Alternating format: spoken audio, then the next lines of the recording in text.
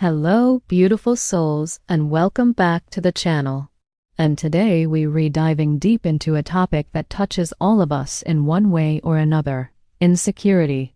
We've all felt it, and we've all encountered it in others. But what does it really look like, and how can we navigate our relationships with insecure people in a way that is both compassionate and healthy for our own spirit? Insecurity isn't just about feeling a little unsure of yourself. It's a deep-seated feeling of an inadequacy that can manifest in some very specific and often challenging behaviors. Recognizing these signs is the first step toward understanding and better communication. One of the most common signs of insecurity is a constant, almost insatiable need for validation and approval. An insecure person might fish for compliments, constantly ask, "Do you think I did a good job?" Or, "Do you still like me?" Even after being reassured. Their self-worth is often tied to external opinions, so they need a steady stream of positive feedback to feel okay about themselves. It's like their self-esteem bucket has a hole in it, and they're always trying to get others to help fill it up. This isn't about vanity. It's a genuine cry for affirmation because they struggle to generate it from within. Another telltale sign is a tendency to put others down to feel superior. Have you ever been around someone who makes subtle digs, points out your flaws, or gossips about others' failures? This is often a defense mechanism. By making someone else seem smaller, they momentarily feel bigger. It's a sad zero-sum game where they believe lifting themselves up requires pushing someone else down. This behavior comes from a place of deep comparison and the mistaken belief that success and worth are limited resources. Instead of celebrating others, they feel threatened by their achievements. On the flip side of putting others down is excessive bragging and showing off. This might seem like the opposite of insecurity, like supreme confidence, but it's often a mask. A truly confident person doesn't need to constantly announce their accomplishments. They are secure in their value. Someone who is insecure, however, might feel the need to broadcast their successes, name drop, or show off material possessions. They're trying to convince not just you, but also themselves that they are worthy and successful. It's an external performance designed to quiet the internal voice of doubt. Difficulty handling criticism is another huge red flag. A secure individual can take constructive feedback, see it as an opportunity for growth, and separate the critique of their work from a critique of their worth as a person. An insecure person, however, often perceives any form of criticism as a personal attack. They might become defensive, angry, make excuses, or even shut down completely. Their fragile sense of self can't withstand the perceived judgment, so they put up walls to protect it, even when the feedback is meant to be helpful. Finally, notice if someone is overly competitive and constantly comparing themselves to others. Life for them is a continuous competition. They're always measuring their success, looks, or status against those around them. They might be obsessed with who has a better job, a bigger house, or more followers online. This constant comparison creates a never-ending cycle of feeling either temporarily superior or miserably inferior. It robs them of the ability to simply enjoy their own journey and be happy for the successes of their friends and colleagues. So you've recognized these signs in someone you know, a friend, a family member, or a colleague.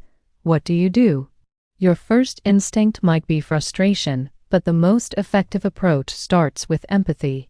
Try to understand that their behavior isn't about you. It's a reflection of their own internal struggle. They're hurting, and their actions are a clumsy attempt to soothe that pain. Approaching them with compassion instead of judgment can de-escalate tension and open the door for a real connection. A powerful tool is offering genuine, specific compliments and reassurance, but without overdoing it. While they crave validation, empty flattery can feel hollow. Instead, notice something specific you genuinely appreciate about them. Say something like, "I was really impressed with how you handled that presentation," or You have such a kind way of listening to people." This kind of authentic praise can be a drop of water on dry ground, helping them see the good in themselves that they so often overlook. It reinforces their value in a real, tangible way. It's also crucial to avoid getting drawn into arguments or power struggles. Remember, an insecure person might try to put you down or challenge you to feel better about themselves. Engaging in this dynamic only fuels the fire. Don't take the bait. You can disagree politely, state your opinion calmly, and then refuse to get pulled into a debate. A simple phrase like, "I see it differently, and that's okay," can shut down the conflict. Protecting your peace is paramount. You are not obligated to participate in their drama. This leads to my next point. Setting healthy boundaries is not selfish. It is essential for your own well-being. If someone's negativity, constant need for reassurance, or competitive nature is draining you, you have the right to limit your exposure. This might mean shortening your conversations, changing the subject when it turns negative, or even choosing to spend less time with them. Boundaries are not about punishing the other person. They're about honoring your own energy and emotional health. You can be compassionate from a distance. If the insecurity is severe and deeply impacting their life and relationships, you might gently encourage them to seek professional help. This is a delicate conversation. You could frame it from a place of care, saying something like, "I've noticed you've been really hard on yourself lately, and it pains me to see you struggle. Have you ever considered talking to someone, like a therapist? They have amazing tools to help build self-confidence." Always remember, it's their journey, and you can only plant the seed. You can't force them to get help. Now, let's talk about the spiritual impact. Dealing with an insecure person can affect your spirit in both negative and positive ways. Negatively, it can be a massive energy drain. Constantly walking on eggshells, deflecting negativity, and managing someone else's emotions can deplete your spiritual reserves, leaving you feeling exhausted, resentful, and dimmed. Their lack of light can feel like it's pulling you into the shadows, making you question your own worth or forcing you into a defensive posture that is unaligned with your peaceful, loving nature. However, there is a powerful spiritual upside. Interacting with an insecure person can be a profound lesson in compassion and unconditional love.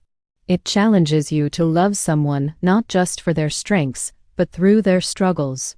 It teaches you patience and the art of holding space for someone's pain without absorbing it as your own. This is a high-level spiritual practice. It also forces you to strengthen your own spiritual core.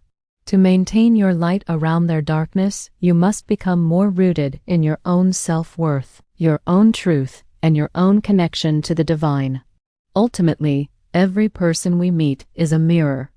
An insecure person reflects back to us our own hidden insecurities, our capacity for compassion, and the strength of our spiritual boundaries. By learning to navigate these relationships with grace, we not only help plant seeds of healing for them, but we also embark on a powerful journey of our own spiritual growth and self-discovery. It's a chance to practice being the light, especially when it's needed most. Thank you so much for joining me today for this important conversation. I hope this gives you some clarity and tools to move forward. If you found this helpful, please give this video a thumbs up and subscribe for more content on living a conscious and empowered life. Drop a comment below and share your own experiences. Your wisdom helps our whole community. Until next time, be well and be kind, both to others and to yourself.